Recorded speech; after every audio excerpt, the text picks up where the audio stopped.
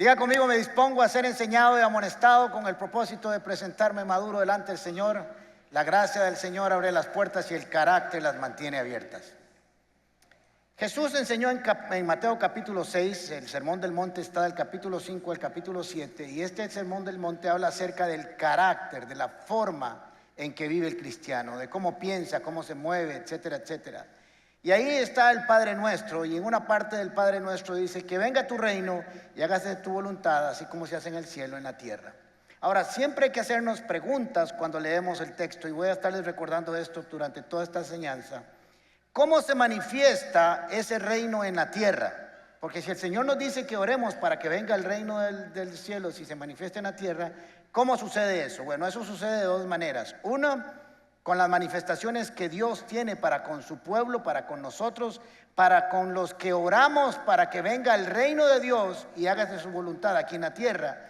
Y también nosotros, cuando aplicamos los principios del reino, cuando aplicamos la ley de las Escrituras, no la ley para salvación, sino de los principios bíblicos, hacemos que la manifestación del reino de los cielos sea evidente aquí en la tierra, de la manera en que usted y yo vivimos, nos comportamos, de la forma en que caminamos, en que hacemos los negocios, en que vivimos nuestras familias, etcétera, etcétera, etcétera. Así que esa manifestación se debe por dos vías: por las manifestaciones que Dios hace con los que oran para que eso suceda, y segundo, para que nosotros apliquemos diariamente esos principios.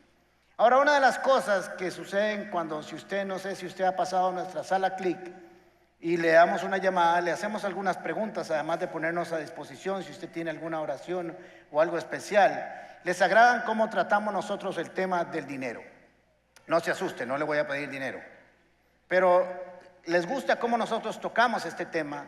Y quiero decirles que este tema no lo tocamos hace más de 4 años. Quiere decir que en esta iglesia no es un tema recurrente. Pero no le voy a pedir plata, le voy a enseñar a relacionarse con el dinero, y le voy a decir ahora por qué es un problema para nosotros.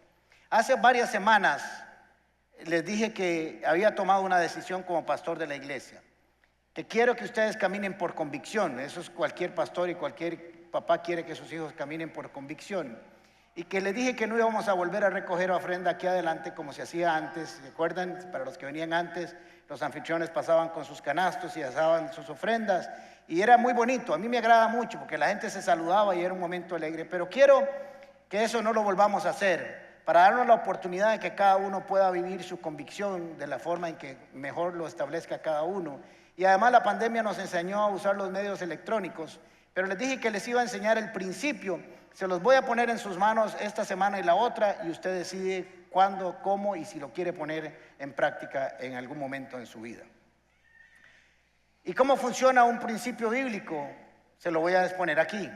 Jesús está en Mateo capítulo 6, mismo Sermón del Monte, diciéndole a sus discípulos, a los que le estaban oyendo: tranquilos, no se preocupen, no se estresen, no estén angustiados, no pasen noches sin dormir. Miren los pajarillos cómo comen todos los días, y no siembran y cosechan y comen. Miren los lirios del campo, cómo ni Salomón con toda su riqueza se vistió igual. Ustedes tranquilos, no se preocupen por qué van a comer, dónde van a vivir, dónde van a trabajar, etcétera, etcétera. No piensen por sus necesidades, no se estresen. Dios sabe la necesidad de cada uno de ustedes, pero aparece en el versículo 33 y dice algo que funciona como un principio bíblico. El principio bíblico es la base de todo, para que cuando usted lo pone en acción, eso produce efectos en cada uno de nosotros. Más bien, Jesús dice, en lugar de preocuparse, de estresarse, de estar preocupados, de pasar noches sin dormir, de pensar y comerse las uñas y estar viendo a ver cómo hacen para vivir, más bien busquen primeramente el reino de Dios y su justicia, y todas, ¿cuáles? Qué lindo es oírlos así. Ahora van a colaborar conmigo con esta enseñanza. Y todas las cosas, o todas estas cosas, les serán añadidas. ¿Cuáles cosas? Lo que viene hablando anteriormente: la comida, la bebida, el vestido, dónde vamos a estudiar, si vamos a tener trabajo, etcétera, etcétera. Entonces Jesús les dice: les voy a dar un principio bíblico para que lo ejecuten, no cuando quieran. Bueno, sí, cuando quieran, porque en el reino de los cielos no hay nada obligado. Pero cuando entiendan para qué funciona el principio, busquen primeramente el reino de Dios y su justicia, y todo lo demás se va por añadidura, o viene por añadidura. El problema es que nosotros tenemos un problema muy grande y es que buscamos la añadidura primero, nos estresamos buscando la añadidura y a ver si de camino aparece el reino de Dios y su justicia, porque lo buscamos de último. Pero el Señor dice que primero lo primero y el resto trae sus propios frutos. Ahora, como están tan colaboradores, voy a pedirle que me ayuden terminando estas frases. Den para que se les... Muy bien. Lucas capítulo 38. Con la vara que midas serás. Mateo capítulo 7. Más dichoso es dar.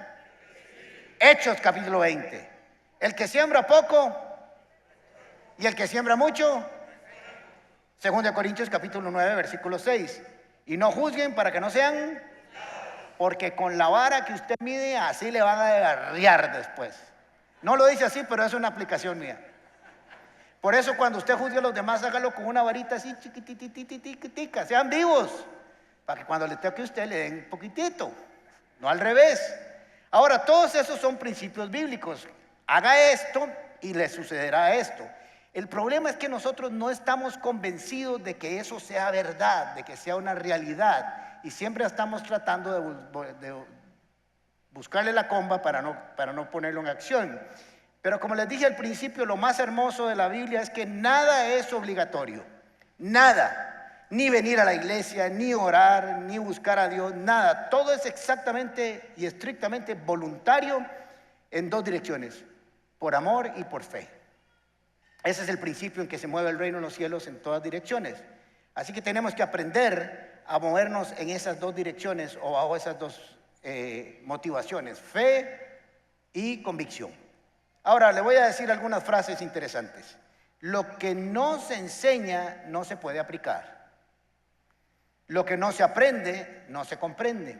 Lo que no se aprende no se aplica, y lo que se aprende mal se vive y se aplica mal. El problema del dinero es que la gente ha abusado de este tema. Es una realidad, hay un abuso, y sobre todo en la iglesia, en todas las áreas, por si acaso, para que no quede la iglesia solo mal. Pero hay un abuso y se ha enseñado mal. El hecho de que haya habido un abuso y que se haya enseñado mal no significa que no sea un tema bíblico. Precisamente por eso es que se ha abusado, porque es un tema bíblico. Así que yo quiero enseñárselos bien, al menos así, según lo pienso yo. Les voy a decir cierta información para que ustedes se den cuenta que esto es un problema aún en la iglesia. 74% de los ticos están endeudados. Esto es igual a 3 de cada 4 tienen deudas. El 31% de esas deudas son de consumo. Le podría dar el término técnico, pero le voy a dar el término mío: gastado en babosadas. Es lo mismo, esos son créditos de consumo. El 27% es en tecnología, incluyendo las pantallas planas o electrodomésticos.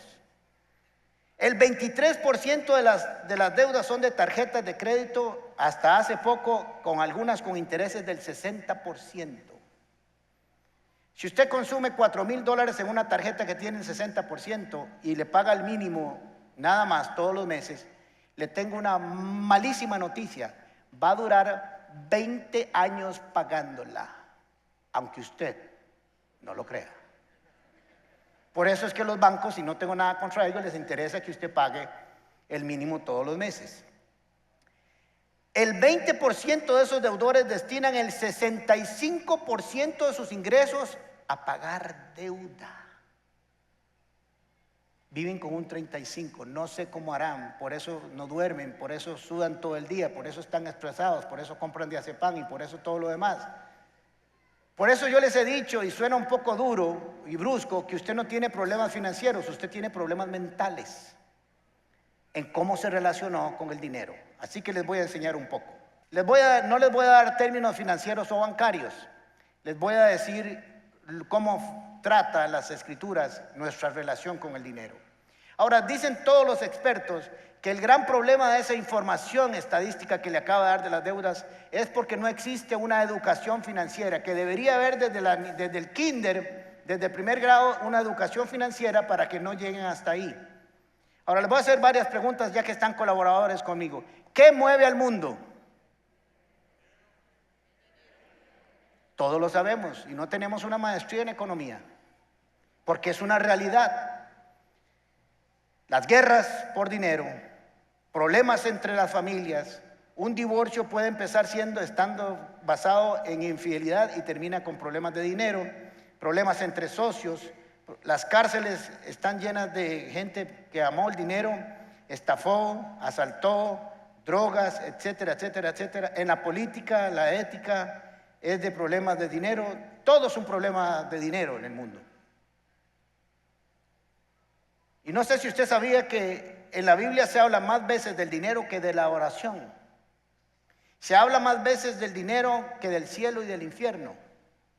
Y la mitad de las parábolas están estructuradas, basadas en entendimiento y en relación con el dinero, porque es más fácil que la gente lo comprenda. Y les voy a decir por qué esto, aunque a usted le sorprenda. No porque Dios está preocupado en el dinero, sino porque es un problema de la humanidad. Es un problema no solo de la humanidad, sino de la iglesia, que no debería pasar por esos problemas porque tiene principios y valores diferentes a los de este mundo.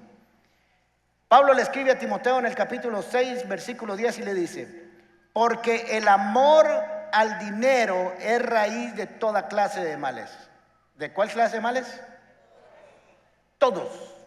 Y cuando la Biblia dice todos, usted puede asegurar que son todos. No un 99%, todas las clases de males.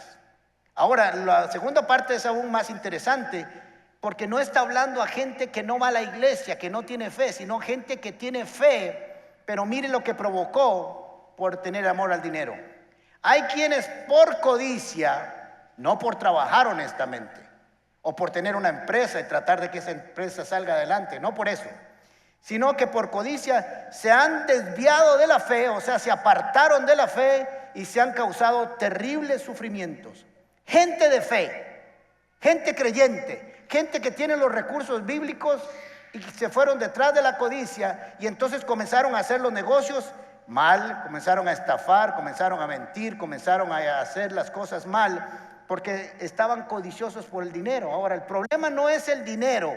El problema es el amor al dinero. Son dos cosas totalmente diferentes. Dios quiere que usted gane y tenga el mejor salario que usted pueda encontrarse, que su empresa sea la empresa con más éxito en el país, que le den premios, que su ejercicio liberal de la profesión sean los mejores profesionales que hay en el país y que usted gane y tenga todo lo necesario, pero que su amor no sea al dinero, sino al que le proveyó la oportunidad de hacer el dinero, que es totalmente diferente. Ahora, los voy a sorprender con esto que les voy a decir. Dice que se han causado a sí mismos, me ponen el texto, por favor, otra vez, que se han causado a sí mismos terribles sufrimientos. Ellos mismos, no son los demás, no, aquí no habla del diablo, ni de la esposa, ni de la suegra, ni de nadie así. Cada uno se causó daños a sí mismo y se han causado terribles sufrimientos. Ahora les voy a sorprender con esto que les voy a decir. La palabra que dice ahí, terribles sufrimientos, es la misma palabra en el original, en el griego, que se utiliza para decir dolores de parto. Que duele mucho, ¿verdad, mujeres? Entonces yo le voy a hacer esa traducción así, basada con esa frase etimológica. Hay algunos que se han causado una semerenda parida por codiciosos. No por trabajar, sino por codiciosos. Así que como la piedad y la fe son la raíz de todos los bienes y bendiciones, la avaricia y el amor al dinero es la raíz de todos los males. ¿Por qué? Porque usted cuando ama el dinero, obviamente no ama a nadie más, ni a los suyos, ni a Dios, y se desvía del camino. Esa es la razón. Su confianza está en todo lo que le puede aportar el dinero y no en lo que Dios puede dar para su vida. En lugar de buscar el reino de Dios y su justicia, primeramente comienzan a buscar primero el dinero para ver si tal vez ahí de camino aparece Dios. Y ahí les causa serios daños. Mateo capítulo 6, versículo 19. Lo voy a leer muy rápido porque después lo vamos a analizar uno a uno. No acumulen para sí tesoros en la tierra donde la polilla y el óxido destruyen y donde los ladrones se meten a robar. Más bien acumulen para sí tesoros en el cielo donde ni la polilla ni el óxido carcomen ni los ladrones se meten a robar. pues donde esté tu tesoro, allí estará también tu corazón. El ojo es la lámpara del cuerpo, por lo tanto, si tu visión es clara, todo tu ser disfrutará de la luz. Pero si tu visión está nublada, todo tu ser estará en oscuridad. Si la luz que hay en ti es oscuridad, qué densa será esa oscuridad. Nadie, ¿quién? Gracias, ¿cómo están colaborando? Nadie, y recuerde que cuando la Biblia dice todos es todo, y cuando dice nadie, nadie puede servir a dos señores, pues menospreciará a uno y amará a uno y amará al otro, o querrá mucho a uno y despreciará al otro. Nadie puede o no se puede servir a Dios y a las riquezas. Ahora Jesús está diciendo, está estableciendo un asunto de prioridad, de visión. Dice, no acumulen tesoros en la tierra. No está diciendo que no trabajemos, que no tengamos ahorros, que no tengamos una planificación para nuestra vejez, que no tengamos una pensión suplementaria, que no tengamos buenas inversiones. No está diciendo eso. Está diciendo dónde mandamos, dónde atesoramos las cosas de nuestra vida, porque para allá va a correr nuestro corazón. Entonces dice, no las acumulen en la tierra, porque en la tierra de todos modos es temporal. Hay polilla que se come la ropa, hay óxido que se carcome el metal y hay ladrones. Por tanto, lo que usted haga en inversión para este mundo como tesoro, se le va a podrir. Tarde o temprano se le va a dañar y por si acaso se lo pueden robar. Hagan todo lo contrario. Acumulen en el cielo y ahí yo lo cuido. Ahí nada se rumbe, nada se carcome, es eterno. Porque uno es eterno y el otro es temporal. Nunca cambie lo eterno por lo temporal. Es el error más grande de su vida. Porque va a cambiar por algo que se deteriora, por algo que va a existir para siempre. Es absurdo que usted haga ese cambio, que cada uno de nosotros haga ese cambio. Y en el versículo 21 da la explicación del versículo 21, del versículo, si no me pongo 19 y 20, porque no me pongo los anteojos, no estoy leyendo. Y el 21 va a explicar por qué acaba de decir lo que dijo. Y dice así, porque donde esté tu tesoro, allí también estará tu corazón. El corazón en la Biblia es el lugar de la voluntad, de las emociones, del sentimiento, del pensamiento. Entonces Jesús está diciendo, vamos a ver que aquí está, este es el tesoro de la tierra y este es el tesoro del cielo. Y dice, donde esté su tesoro, para allá se van a ir sus pensamientos, su voluntad, todo lo que usted está haciendo se irá a donde está su tesoro. Así que si su tesoro está aquí, usted se viene para las cosas de este mundo. Y va a manejar ese tesoro conforme los rudimentos de este mundo, conforme las enseñanzas de este mundo, conforme los principios de este mundo y conforme los valores de este mundo. Pero si su tesoro, si lo que más vale en su vida está de este lado, entonces usted los va a manejar, los va a tratar según la voluntad de Dios, según las enseñanzas de Dios y según los principios de Dios. Y sus pensamientos estarán encaminados y su voluntad agradará a Dios en el manejo de esa riqueza. ¿Se dieron cuenta? Por eso es que les dice, hagan tesoros en el lugar correcto, porque depende de dónde estén, así va a vivir usted, así va a caminar y así se va a comportar. Versículo 24. Nadie puede servir a dos señores, pues menospreciará a uno y amará al otro, o querrá mucho a uno y menospreciará al otro. No se puede servir a dos señores. Les voy a decir que aquí hay dos palabras claves. Y recuerde que lo que les he enseñado siempre, y ahora se los sigo confirmando, cuando usted lea la Biblia, converse con las Escrituras. No puede pasarles por encima, tiene que hacerles preguntas. ¿Quién está hablando? ¿Por qué está hablando? ¿A quién le está hablando? ¿Qué está enseñando? ¿Qué quería que Jesús entendiera de los que le oían? ¿Y qué debo yo entender y aplicar? Porque la Biblia está diseñada para mí. Aunque yo fuera el único ciudadano sobre la faz de la tierra, la Biblia está diseñada para mí. Entonces hay dos palabras importantes en esto que Jesús acaba de enseñar. Uno es servir o sirviente y otro señor o patrón. La palabra utilizada aquí para servir, nadie puede servir a dos señores, es alguien que sirve como esclavo. No es alguien que está en su casa sirviéndole a los invitados, sirviendo que se sientan bien, sino es un esclavo, con los no derechos que tiene un esclavo, por así decirlo de manera negativa. Entregado absolutamente a la voluntad de su Señor. Y la otra palabra, señor o patronos, es la palabra curios, que significa dueño absoluto del esclavo. Entonces, ¿por qué Jesús está utilizando esas dos palabras que significan esto que les acabo de decir? Porque Jesús nos está diciendo que usted y yo nos podemos relacionar con el dinero de dos maneras. Que le quede esto en su mente. O como dueño del dinero o como esclavo del dinero. Nos relacionamos de esas dos formas bíblicamente. Puede haber algunas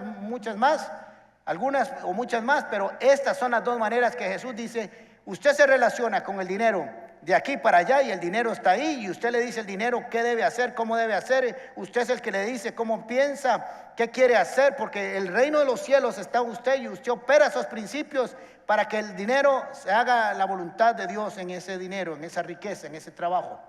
O usted se relaciona así y el dinero le dice qué hacer, cómo hacer, cuándo hacer, cómo hacerlo, dónde hacerlo y si está mal o si está bien. Usted se relaciona como siervo o como patrón. Ahora es interesantísimo porque Jesús está diciendo aquí que hay la posibilidad, que existe la posibilidad de que usted y yo nos tengamos dos señores por algún rato: Dios y las riquezas, un poquito de tesoro aquí y un poquito de tesoro allá. Pero dice Jesús que va a llegar un momento en que le vamos a quedar a uno mal y a otro bien, y a uno bien y al otro mal. Nadie puede servir a dos señores. Tarde o temprano se nos va a salir lo que reine en nuestros pensamientos y nuestro corazón. Y en el corazón, si está el tesoro sembrado en la eternidad, aplicaremos los principios y la voluntad de Dios para con ello. Y si el tesoro está aquí en la tierra, pues viviremos en base a eso también. Ahora, hay otra palabra que tenemos que aprender que está en este texto. Dice: nadie puede servir a dos señores. Y dice, después termina diciendo: nadie puede servir a Dios, a Jehová, y a las riquezas.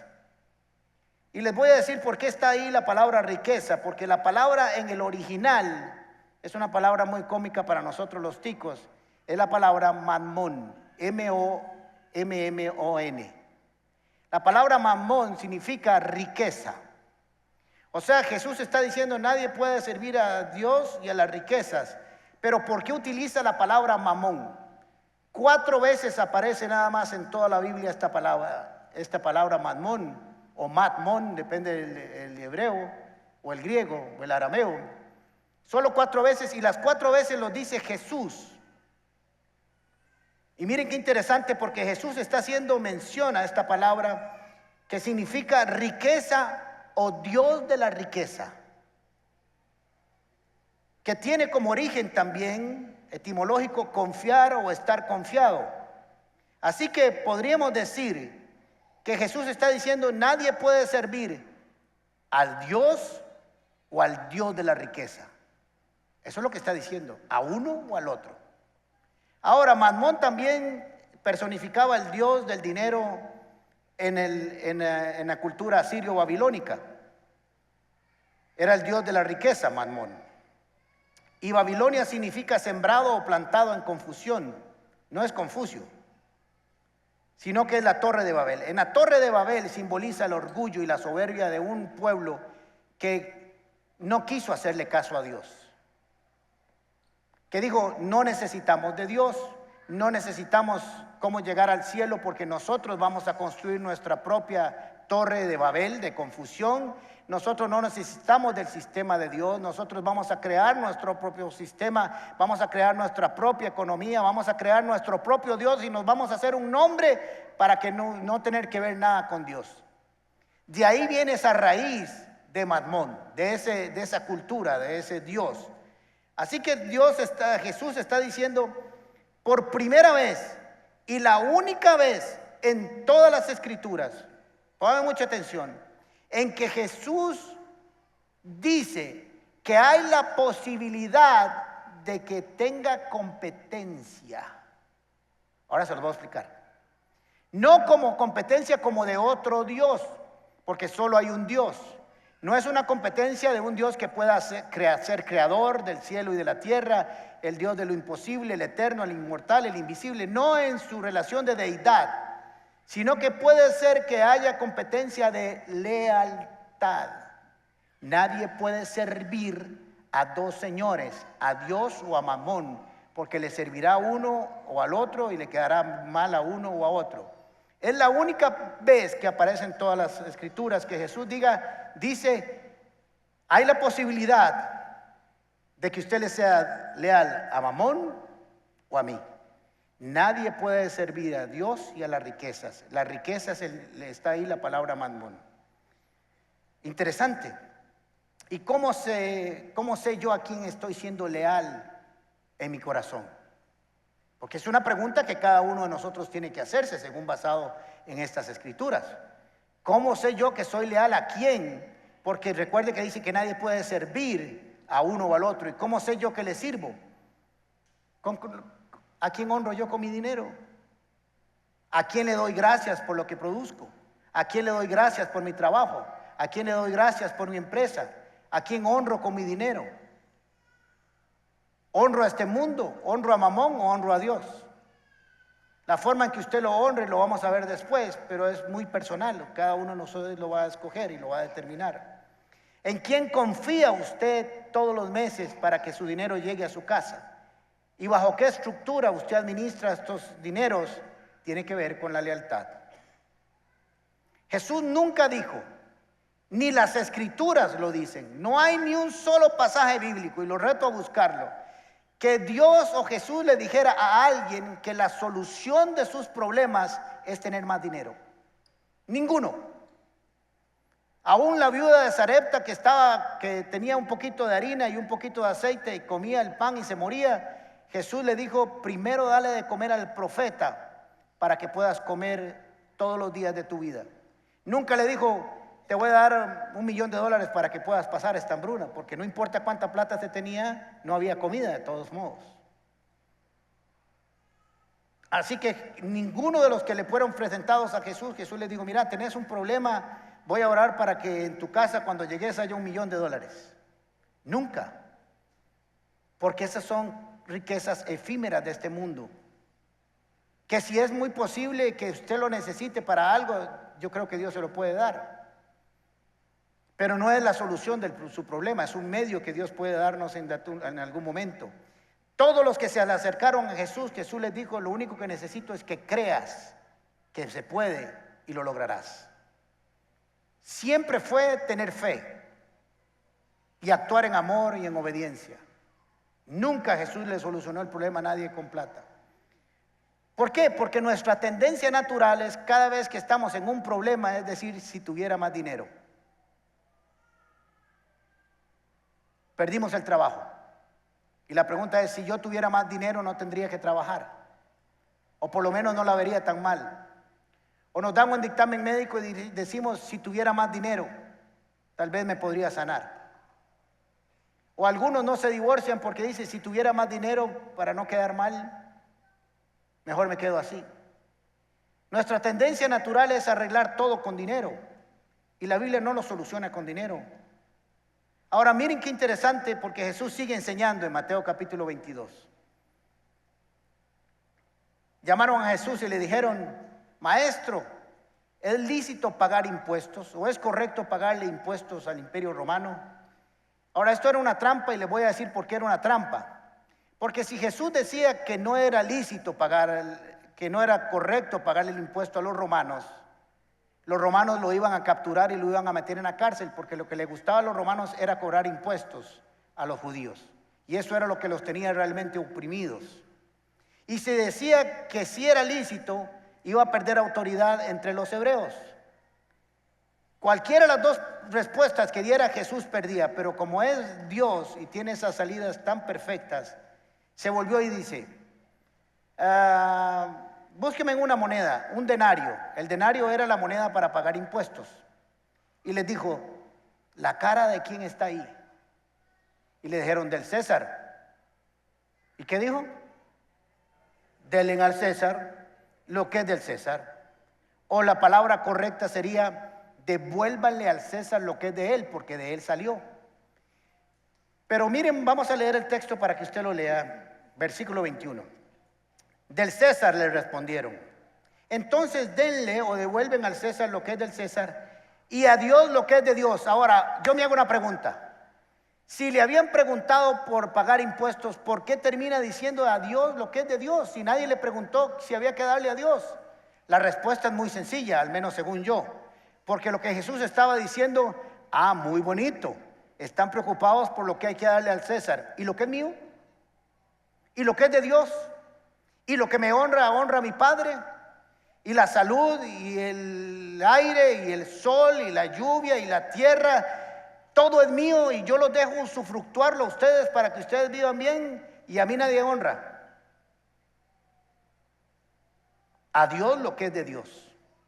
Ahora la pregunta es, ¿qué es de Dios? Radicalmente todo, pero digamos que no es una realidad desde el punto de vista práctico. Me ponen el versículo con cual leyó Flora a la hora de recordarnos cómo ofrendábamos y diezmábamos. Dice, pero ¿quién soy yo y quién es mi pueblo para que podamos darte estas ofrendas voluntarias? En verdad, tú eres el dueño de, y lo que te hemos dado de ti, lo hemos recibido. O sea, a Dios no le damos nada, porque todo viene de Él. Ahora Jesús le está diciendo, mire, si ustedes le pagan al Imperio Romano o le pagamos a tributación directa, se supone que es para que tengamos escuela, colegios, universidades, carreteras, agua, luz, policía, etcétera, etcétera, aeropuertos, todo lo que podemos recibir con los impuestos, que ojalá hubiera un mayor retorno de eso, pero de eso se trata. La idea es que le damos eso para recibir un beneficio del Estado. Jesús dice, y a Dios lo que es de Dios, lo que le corresponde a Él, por haber recibido tanta bendición. Cada uno de nosotros tiene que aprender a honrar a Dios según las Escrituras. Pero mire qué interesante lo que Jesús nos vuelve a enseñar en Mateo capítulo 13. Cuando su corazón está puesto en las cosas de este mundo, su pensamiento es plata, su conversación es dinero, todo lo que usted habla es cómo tener más, cómo hacer más negocios, cómo tener más dinero, cómo guardar más dinero, todo gira alrededor de dinero. ¿Conoce usted gente así? Todas sus conversaciones son con dinero. Yo conocí a una pareja que su esposa, cuando teníamos una fiesta o una cena, ella entraba primero y lo primero que decía es, hágame un favor, por favor, no hablen de dinero con mi esposo. Es lo único que habla. ¿Por qué? Porque su tesoro, su corazón, sus emociones y sus pensamientos están sembradas aquí. No significa que no fuera un buen empresario y que ganara mucho dinero, pero su corazón le hacía tener eso en su boca. De la abundancia del corazón, habla la boca. Ahora estamos aquí, Jesús está hablando de la parábola del sembrador. ¿Quién es el sembrador en esta parábola? Dios. ¿Y quién es la semilla? La palabra de Dios. Así que Jesús la está enseñando y acaba de explicar lo que pasó con las 2 semillas primeras. Cayó una en el camino y no fructificó, cayó otra entre piedras y no fructificó. Versículo 22. El que recibió la semilla que cayó entre espinos es el que oye la palabra. Esto está relacionado con la palabra, pero las preocupaciones u otras traducciones dicen los afanes de esta vida y el engaño de la riqueza la ahogan, de modo que no llega a dar sus frutos, de tal manera que no llegan a crecer en la fe, porque la palabra, la fe viene por el oír y el oír por la palabra de Dios. Ahora, les tengo que volver a recalcar esto: aprendan a leer las Escrituras, si no, no las van a entender. Usted se queda en su casa y ya sé si está leyendo, espero que la lea. El que recibió la semilla cayó entre espinos y el que oye la palabra, pero las preocupaciones de esta vida y el engaño de las riquezas la ahogan, y sigue el otro versículo. Usted tiene que detenerse ahí y preguntarse, ¿cuáles son las preocupaciones de esta vida? Porque eso tiene que ver conmigo. Para que la semilla fructifique, yo no debería estar en esta posición. Yo debería estar exento de las 2 cosas que ahogan esa palabra. ¿Cuáles son las preocupaciones y los afanes de esta vida? ¿Qué vamos a comer? ¿Qué vamos a vestir? ¿Dónde vamos a vestir? ¿Qué plata vamos a tener? Esos son los afanes de esta vida. Pero la segunda parte dice el engaño de las riquezas. Entonces tengo que preguntarme, ¿qué son el engaño de las riquezas? Porque si eso me afecta a mí y va a impedir que la palabra crezca en mí, porque la idea es que la palabra crezca, porque cuando crece la palabra aumenta la fe. Entonces, ¿cómo engaña las riquezas mi vida para no dejarme engañar? Así es como usted conversa con las escrituras. Las riquezas la ahogan, el engaño de las riquezas. Entonces Alejandro, ahí en mi casa, donde usted está en su casa, comienza a pensar, ¿qué es el engaño de las riquezas? Porque esto tiene que ver conmigo y yo no me voy a dejar engañar. El engaño consiste en lo siguiente: Mammón, como Dios de la riqueza o de la avaricia, te va a ofrecer lo mismo que Dios te ofrece. Ese es el engaño de las riquezas. Por cierto, tenemos un curso que se llama Finanzas Paz, que todo cristiano debería llevar para que sepa cómo manejar sus finanzas. Y la próxima vez que oiga ese curso, espero que se matriculen todos los que están aquí, porque sus vidas les cambian. Tenemos gerentes de empresas gigantes que no saben cómo manejar las deudas de su casa. Tenemos auditores que no saben cómo manejar. Tenemos contadores que están hasta aquí de deudas, porque no es lo mismo tener la técnica que la sabiduría. Son dos cosas totalmente diferentes. Ahora, ¿cuál es el engaño? El engaño de las riquezas es que ofrece lo mismo que Dios. A ver si me ayuda. Mamón te dice, o las riquezas, si tienes más dinero, tu familia y tu esposa te van a querer más. Ajá. Sí. ¿No nos dice eso el dinero? ¿O no? Estoy equivocado. Si tienes más dinero, tus hijos le vas a poder comprar más chunches. Van a tener 44 Nintendos y 5000 Xbox y esto y lo otro, y te van a amar tus hijos, aunque no los veas nunca por bretear, pero ellos te van a amar. El dinero te dice, vas a tener más amigos, vas a ser exitoso, la gente te va a aplaudir, vas a comprar el carro que no tuvo nunca tu familia, vas a vivir en la casa que nunca tu familia, aunque la debas por completo. Y aunque no puedas dormir y te comas todas las uñas a ver qué pagas la próxima semana, pero ahí el dinero te dice, yo te lo puedo dar.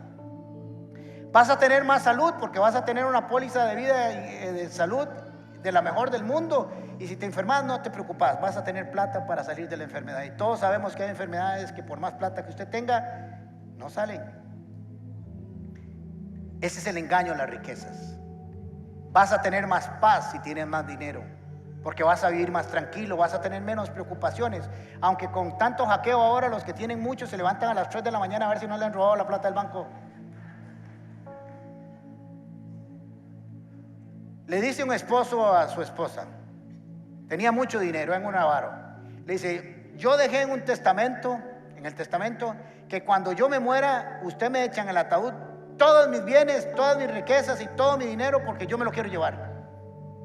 Le dice la esposa, muy bien, mi amorcito, si esa es su voluntad, yo la cumpliré. Pues se muere el chavalo.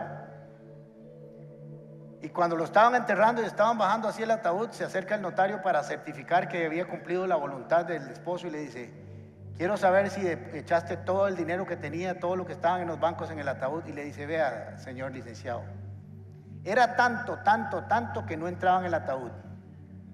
Entonces, para cumplir su voluntad, le hice un cheque y se lo deposité en el ataúd y que lo cambie allá arriba.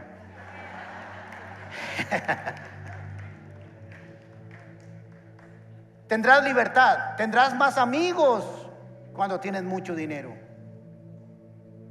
Es más, vas a tener tanto dinero que podrías hasta comprar la salvación y no necesitas creer en ese Jesús que te dice que para ser salvo necesitas tener fe y creer que Él es el camino, la verdad y la vida.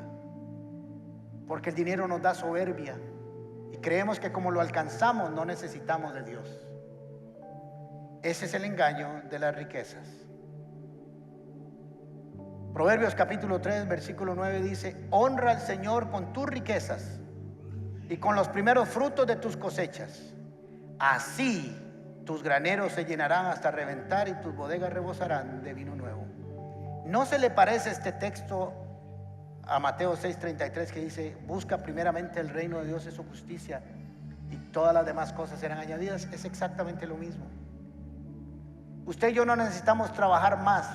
A ver, no quiero decir que tenemos que ser unas arte vagos.